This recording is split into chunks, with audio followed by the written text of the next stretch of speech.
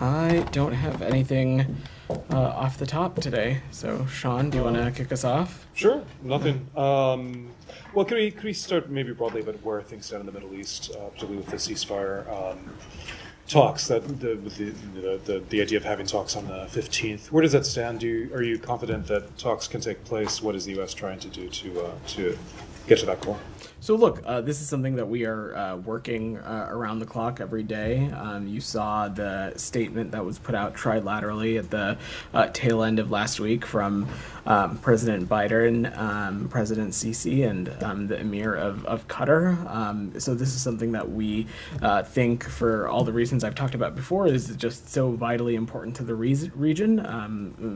First and foremost, it is time for the remaining hostages to be returned home, and that includes, of course, American citizens. It's also has the potential to bring about much needed relief to the people of Gaza, and so that's what's at the table, and that's what's at stake, and that's what we'll continue to work towards. But as it relates to the negotiations, Sean, and status and where things stand, I'm just not going to get into the specifics of the process, just given sensitivities and wanting to see this process play out. Well, not to get too much into the specifics, Yeah. but for example, there is I'm sure you saw the New York Times report today about the Israeli negotiating position, saying that some demands made in recent weeks, for example, the Philadelphia corridor, the border with Egypt, that Israel has demanded to have control of that. Do you think that both sides actually want a truce and are ready to make some compromises to get there? So look, Sean, again, I'm just not going to get into the specifics of the negotiation process. That certainly would not be helpful from up here, and it would not helpful to a sensitive process. On whatever the reporting that is out there, Sean, I've seen those reports, and I'm certainly not going to get into alleged documents or comment on private diplomatic conversations. I'll also say that, the media says a lot of things, government officials say a lot of things. What I can say from the U.S. perspective is that we are so clearly committed to this because we think it is in the vital interest of the region. As you've heard me say, we think that a ceasefire deal has the potential to create conditions so that hostages can release, so we can see an increase in humanitarian aid, and more broadly create conditions for diplomacy to get the region out of this endless cycle of violence. And I will also just note what I said yesterday, that Prime Minister Netanyahu confirmed that his team will be at the ceasefire talks on Thursday, and that they'll be prepared to finalize the details for implementing the deal. But I'm not going to get more specific beyond that. Do you know where the talks would take place? I don't have any updates on that. Just one more for you before I pass on. Yeah. The other the Iranian aspect of the equation, if you will. Obviously, there have been talks. I know the secretary spoke yesterday with the Turkish foreign minister, with the Iraqi prime minister, about this and other issues. What's the assessment now? Do you think that is there still a fear of Iranian retaliation and expectation of that? Where do things stand now in dissuading them potentially? Thanks, Sean. So I don't want to speculate on what actions the Iranian regime might take, but I will say, as the secretary has said repeatedly, no one benefits from any kind of retaliation. And what we've been engaged on is intensive diplomacy with allies and partners who are helping us communicate that message to the region, including directly to Iran. And a number of ways in which we're doing that is through, of course, some of the counterpart calls that you have seen the secretary participate in over not just yesterday, but over the past 2 weeks now. We're also communicating this message directly to Israel, and also reiterating that our commitment to Israel's security is ironclad, and we'll continue to defend Israel against attacks from Iran and Iran-backed terrorist groups, just as we'll continue to defend American personnel. But everyone in the region should understand that further attacks only perpetuate conflict, instability, and insecurity for everyone. And so what we're focused on is intensively on de-escalation through diplomacy. Go ahead. Welcome. Thank you very much. First day. Thank you. Yeah. So is there any communication between the US and Iran at the moment? So I'm just not going to speak to private diplomatic conversations. What I can say is that we have been engaging with partners who are communicating that message directly to Iran. I'm not aware of any communication between the US. And do you expect them to hold off from any retaliation until after Thursday's talk? So, as I just said to Sean, I certainly don't want to speculate on any timeline. What I will say is that we have been stressing to allies, partners, like-mindeds, just how important it is that the parties not take steps that are going to perpetuate this conflict, that are going to lead to further instability and insecurity. No one benefits from any kind of retaliation, and so we want to not see any escalation or any attack take place in the first place. And you expect Hamas to be there?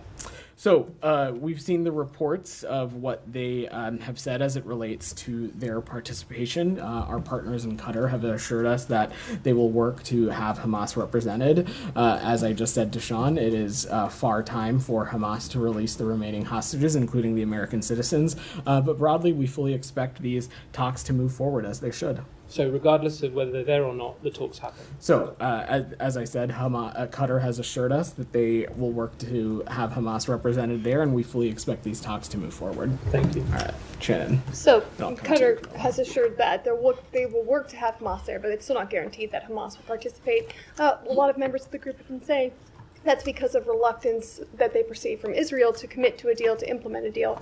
Do you think that's the message the world should get from Hamas's lack of participation if things go forward as they stand, or is Hamas unwilling to commit to a deal? So I'm not going to get into the mind of Mr. Sinwar. Let me just say a couple things. First, this whole process started when President Biden in late May laid out a very clear proposal of the contours of a ceasefire deal. A ceasefire deal that was very quickly endorsed by the G7, quickly endorsed by the UN Security Council, quickly endorsed by the Arab world, endorsed by Israel, and so on and so forth. We continue to believe that a ceasefire proposal in lines with that is achievable, and that's exactly why you saw President Biden, President Sisi, and the Qatari Emir put out that trilateral statement last week. It is imperative that these talks continue, that we get this process across the finish line because of what we believe it can achieve when it comes to the hostages being released, when it comes to humanitarian aid, and when it comes to greater diplomacy for the region. And I will just note again that in light of that trilateral statement, Prime Minister Netanyahu quickly confirmed that his team will be at the ceasefire talks on Thursday and that they'll be prepared to finalize the deals for implementing this. And simultaneously, our Qatari partners have assured us that they are working to ensure that there is Hamas representation as well. So we'll let this process play out, but we fully expect these talks to move forward as they should. And on the anticipated Iranian attack on Israel, do you still see a broad level of support among the coalition of particularly Middle Eastern countries that helped defend Israel in April, or do you think that has waned at this point? So I'm certainly not going to speak to other countries' efforts and how they may be adjusting or not adjusting any security posture they're taking. What I can say is that no one is naive about Iran's malign, destabilizing behavior, particularly through its proxies, particularly in the Middle East region. And what I can say on behalf of the United States is that we certainly won't hesitate to defend Israel as well as our personnel from not just attacks from Iran, but Iranian-backed proxies as well. Camilla. Thanks. A couple of questions about other figureheads that could create potential obstacles. Wall Street Journal reported that Sinwar had said through Arab mediators that if Israel's serious about negotiations and wants Hamas to participate in this week's talks, then they need to stop all military operations in Gaza. As you know, Hamas have made Sinwar their head of their political bureau, whatever that means. Are you guys taking what he says seriously? Do you see what he says as just bluster, or is it potential to does he have any kind of potential to stop Hamas's participation? How should we read this? So you saw the secretary speak to this last week in Annapolis with the appointment of Mr. Sinwar as Hamas's political bureau chief. From our point of view, that designation didn't change anything. Over the course of this whole process, over the course of this whole conflict, it has been clear to everyone that Mr. Sinwar continues to be the decision maker.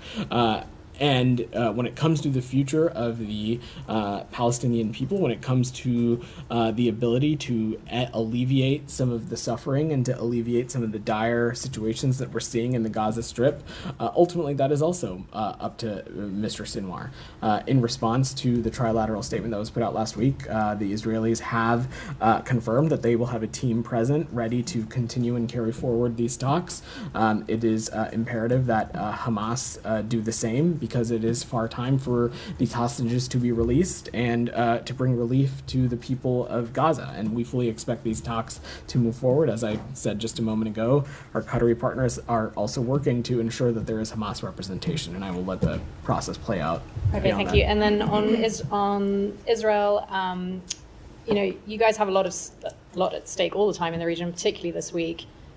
With these talks that you guys are, really helping push into place, but you also have figures like the National Security Minister in Israel, Ben-Gvir, going up on the most explosive piece of real estate in the region, again, the Temple Mount, to what can only be perceived as something that he thinks is his right to impose his policy on something, but that is not the status quo policy, that Netanyahu has come out and said, this is not our government policy.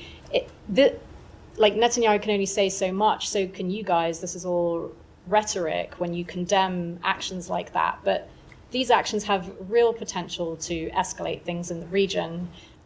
What is your response to what he's doing, that he's doing this again? And also, is there something the US can do? Can you sanction a figure like Ben-Gvir? You are able to sanction other figures in the region. It doesn't matter that he's an Israeli government official. Is there anything that you guys can do to stop this continuing to happen? So, on the second part of your question, Camilla, certainly I'm just not going to preview or get into what's possible or not possible, but I would say that we certainly are paying close attention to actions and activities that we find to be a detraction from Israel's security, a contributor to greater insecurity and instability in the region, and that would certainly be the actions that we saw today that Mr.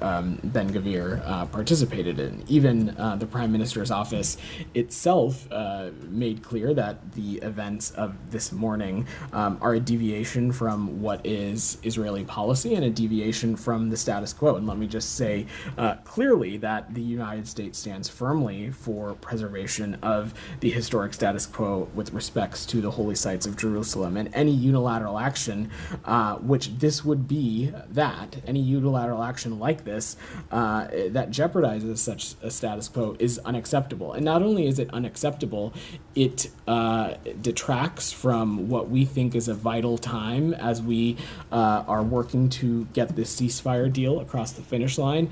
It detracts from what our stated goal is for the region, which is a two-state solution, a Palestinian state and an Israeli state that's side by side, living in with dignity and harmony.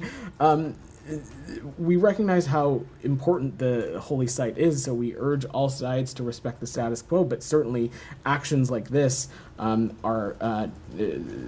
detract from that, and not only do they detract from that, we find them to be unacceptable. Said, go ahead. Thank you, Vedant. First, on the Secretary's trip, what does he hope to achieve this time around that he was not able to achieve in the past 8 trips? Well, Said, I don't have any travel for Secretary Blinken to preview at the moment. What I can say is that as it relates to the Middle East region, the Secretary is laserly focused and engaged on the region through calls with his counterparts, through calls with other leaders. He has been working the phones for the past number of weeks, continuing to echo the same message, which is we are close to getting this ceasefire deal across the finish line. It is vital for the release of the remaining hostages, including American citizens. It is vital for a surge in humanitarian assistance, which we believe will help alleviate the suffering that we're seeing in Gaza. And it is vital to help get this region out of this endless cycle of violence. He made that clear to a number of counterparts that he's spoken to in the past few days, and I expect those kinds of conversations and diplomacy to continue, Said, but I don't want to preview or get ahead of any potential travel. I know you talked about the attack on the Tabein school yesterday. But the Secretary General of the United Nations, Mr. Guterres, condemned in no uncertain terms what happened, the attack, the massacre of Tabi'in school. Will the United States do the same thing? Do you agree that such an act is thoroughly condemnable? Said, we of course mourn the loss of any civilian life, and over the course of this conflict, too many civilians have been killed. But also, as I said yesterday, the reason that we are even having this conversation is because Hamas continues to have a track record of not just using civilians as human shields, but co-locating itself among civilian infrastructure, co-locating itself among what normally would be facilities that have protected status, but when they become fronts for potential militant operations, certainly they have the possibility to lose their status. That does not minimize or diminish the moral and strategic imperative that our partners in Israel have to take every possible step to ensure that civilian casualties are minimized. Both of those things can be true. So do you have any evidence that actually militants were there at the Tabi'in school? As we said yesterday, Said, we have been in close touch with the IDF on this and continue to discuss with them. But I will also let them speak to their own military operations. I understand, but what you're saying that they have a track record, but that is dependent on what the Israeli army says, correct? This is their operation. I will let them speak to it.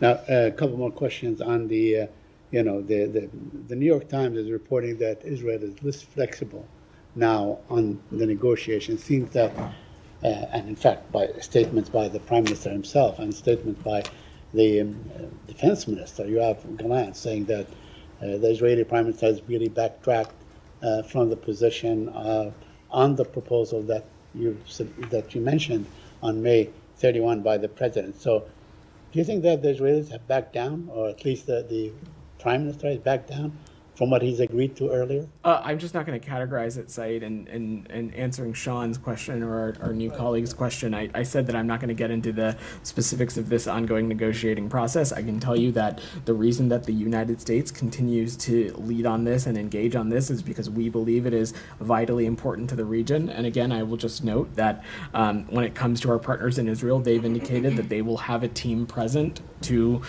continue to finalize on implementing this deal. But beyond that, I'm just not going to get into specifics. You are welcome to ask, because of course it's your time, but I'm not going to address them. Okay, that's fair. Now, the Hamas is saying that they have agreed to the proposal as it was proposed, and there is nothing else to negotiate. Is there anything else to negotiate? Are there details that still need to be negotiated? So me answering that question would be me speaking about the negotiating process from a podium like this, which I think is wholly unhelpful to the process. So I'm just not going to do that. Thank you. Yeah.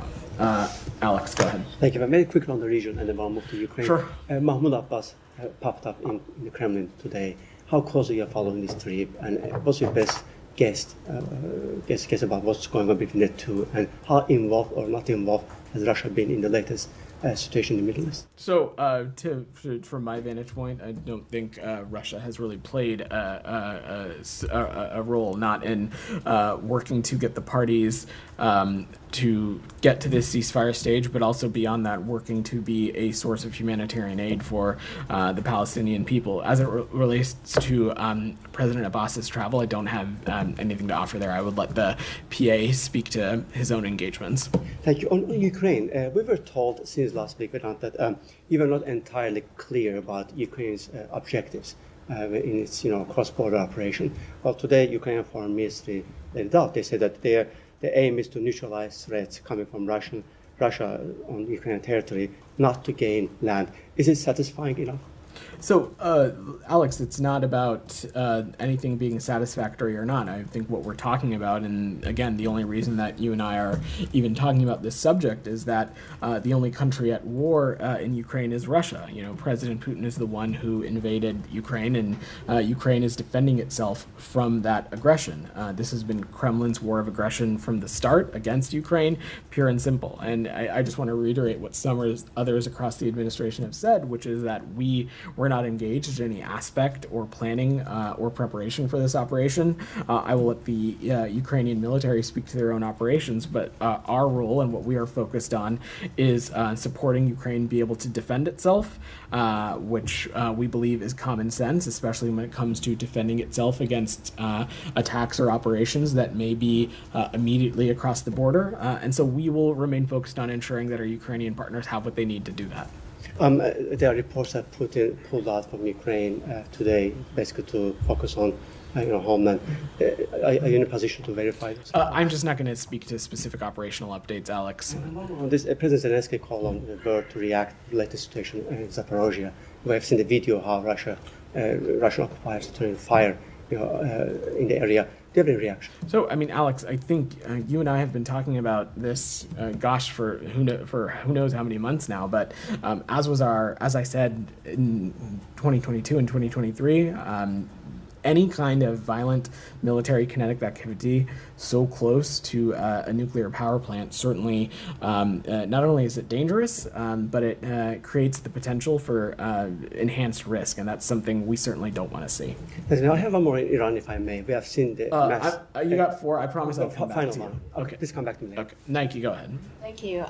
If we may switch to public health emergency, Sure. given the multinational outbreak of monkeypox, does the State Department has any plan to update its travel advisory with the new information? And what is the U.S. Message to travelers? So I don't have any updates on travel advisories, Nike, but we are tracking closely on the spread of Mpox in Central Africa. We are pleased to see international leadership in this area this year. I will note the United States has provided more than $17 million beyond our regularly programmed health assistance to support Mpox preparedness and response efforts in Central and Eastern Africa.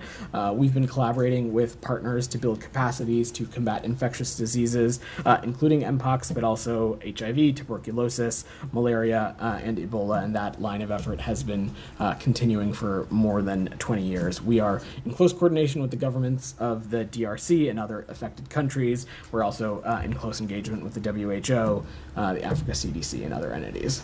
Thank you. And a quick follow-up on Sudan peace talk. Yeah. Do you have any updates? Should we expect any virtual talks from SAF?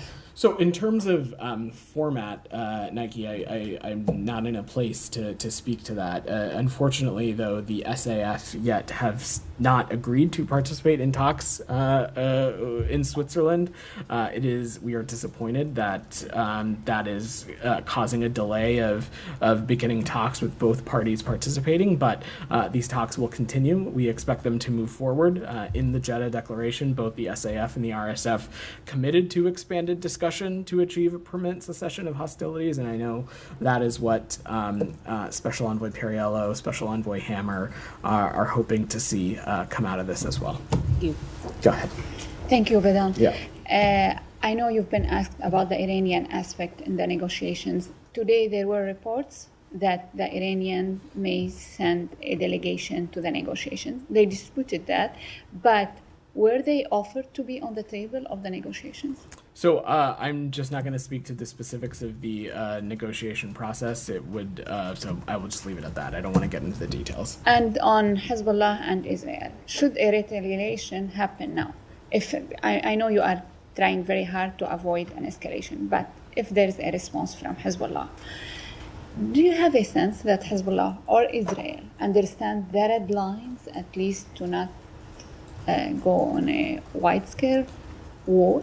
We are taking every possible effort to ensure that all relevant actors understand that any kind of activity that we think is going to cause further instability, insecurity, cause further escalation is wholly unhelpful, certainly at a time like this. I will also just note, though, that we, of course, stand ready to defend our partners in Israel and defend them from attacks from either Iran or Iranian proxies, but we are working around the clock. Secretary Blinken is, through engagement, through diplomacy, to try and de-escalate and try to ensure that something doesn't happen. But this is a process that we're working around the clock. One more question on Sudan. What outcome are you, aiming to achieve if the Sudanese army aren't on the table? So, look, these talks will go forward forward without them. It is our hope that maybe they have a change in decision and they find a way to have a representative in Switzerland. We certainly would welcome that. But again, the ultimate goal here continues to be a cessation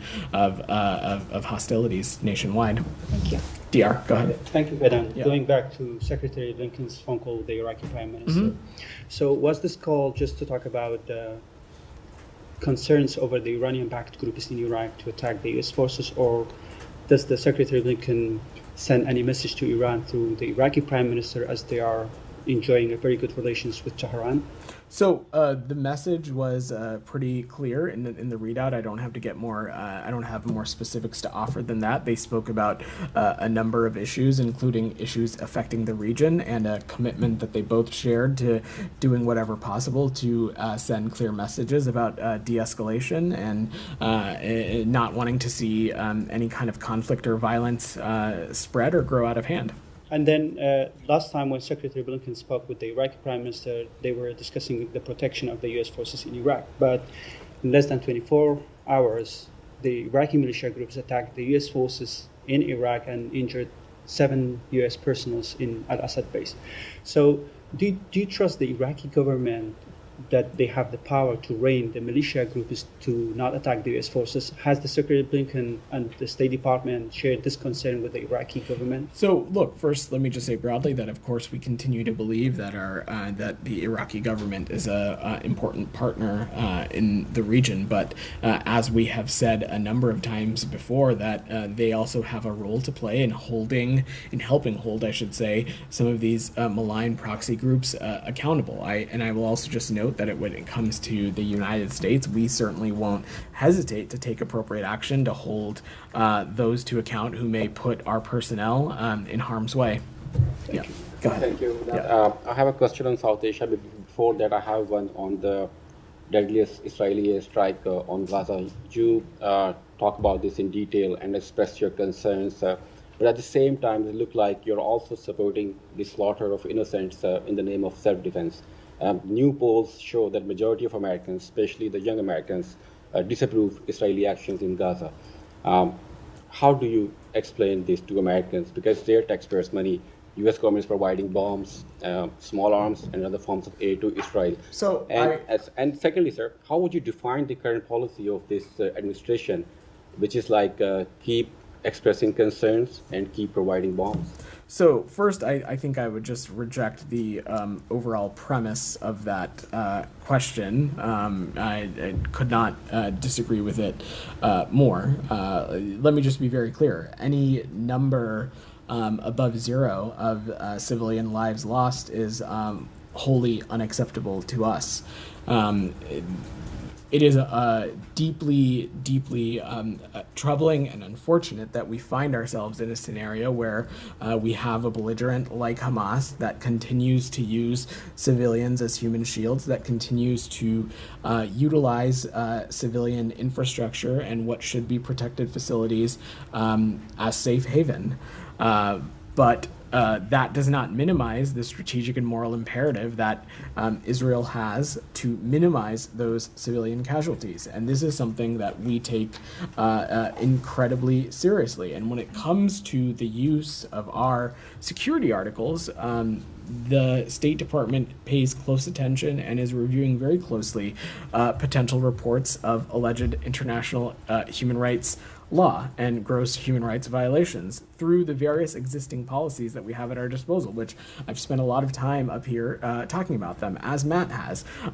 Examples include the Lehi-Veti Forum, for example, guidance that is detailed under the U.S. conventional arms transfer policy, reviewing credible reports of civilian harm potentially caused by U.S. origin end items through the CHURG process, and other designations and actions that we have at our disposal. And we'll continue that line of effort. The former Bangladeshi Prime Minister Sheikh Hasina accused the United States of orchestrating mass protests that led to her ouster after weeks of violence. Do you have any comment on that? That's laughable. any implication that the United States was involved in Sheikh Hasina's resignation is absolutely false. We have seen a lot of disinformation in recent weeks, and we remain incredibly committed to strengthening information integrity across the digital ecosystem, especially with our partners in South Asia. Go ahead, in the back. Yeah. Thank you. No, you, right, yeah. Sorry. Yeah. Yesterday, Secretary Blinken spoke to the foreign minister of Colombia. How are the efforts advancing? As we know, it's supposed to be a call between Maduro and the presidents of Colombia, Venezuela, and Brazil. That hasn't happened. It's supposed to happen this week. What are the advancements on that relationship that is being formed as a region? So I think first, one of the key things that the Secretary spoke about with the Foreign Minister was the topic of what we are currently seeing play out in Venezuela. And so 2 weeks after the elections in Venezuela, it has become abundantly clear, not just to the majority of Venezuelans, but the United States and a growing number of other countries, that Edmundo Gonzalez Urrutia received the most votes on July 28th, and Nicolas Maduro must accept it. More than 80% of the voting tally sheets published by civil society and the opposition and corroborated by independent observers, including the Carter Center, indicate that he received the most votes by an insurmountable margin. And so what we are focused on, the U.S., along with other international partners, including countries like Brazil, Colombia, Mexico, have called for transparency and called for the release of detailed vote tallies. And we urge Venezuelan parties to begin discussions to a peaceful transition back to democratic norms. And during the call, they talked about the role of the OAS. And as your statement reads, they wanted the region to speak with one voice and have the OAS as a central group. Is that possible? The foreign minister of Colombia released a statement just a few hours ago in which he says that he made clear the position of Colombia on the OAS. And we know that during the vote, the U.S.-led resolution with Uruguay and other countries failed to pass with 17 votes, and Colombia actually abstained. Is it possible to go back to the OAS to have a conversation? That is certainly that is our hope, and that is our goal, and that's what we hope to use the OAS as a vehicle for. And finally, go ahead. Just Haiti. Okay, go ahead. During the call, it was also Haiti. What is the role that Colombia will play? According to the foreign minister, they offer to help the United States in their efforts to stabilize Haiti. So I don't have any specifics to share beyond the readout. Look, Haiti continues to face dire insecurity, and certainly any country willing to play a productive role in helping with that would certainly be a welcome thing, but I will let the Colombians speak to their own engagement. Prime, go ahead. Thank you. Yeah. Yesterday, the department commemorated the 75th anniversary of the Geneva Conventions. It said, quote, the anniversary is a fitting occasion to reaffirm our commitment to respecting international humanitarian law. The prosecutor of the International Criminal Court, where violations of the Geneva Conventions are often addressed, seeks arrest warrants against Benjamin Netanyahu, as well as Hamas leadership. Netanyahu was just welcomed by Washington. Just in recent days, the department said it wouldn't sanction a unit accused of war crimes, including binding, gagging, and killing a 78-year-old Palestinian American. Israeli forces, as has been discussed, killed over 90 people as they prayed at a school and mosque. Israeli forces shot an American citizen as he protested illegal settlements in the West Bank. Nevertheless, the U.S. released $3.5 billion to Israel to buy more U.S. weapons. So how does the Biden-Harris administration expect Americans and the rest of the world to take such commitments towards the Geneva Conventions seriously, given just the past few days?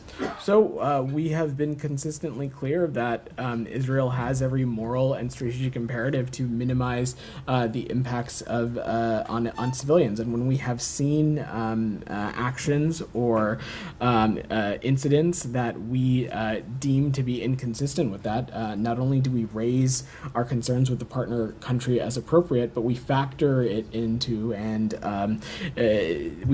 into the however which way we may implement certain policy responses as a deterrence for these kinds of incidents to reoccur in the future. I talked about some of these tools at our disposal recently, the Leahy Vetting Forum, the guidance that's laid out in the conventional arms transfer policy, the CHURG process, as well as other things like visa restrictions and designations that we have. We urge Israel to thoroughly and transparently investigate reports of gross violations of human rights and take all appropriate action, and we'll continue to do that. So I know that the department and the U.S. issued certain statements mourning the loss of life from some of these killings. And you talk about deterrence. Just hours ago, 2 twins who were newborn were killed in Gaza with their mother and grandmother as their father went to collect their birth certificates. They're 4 days old, born into war, experienced only war, killed by war.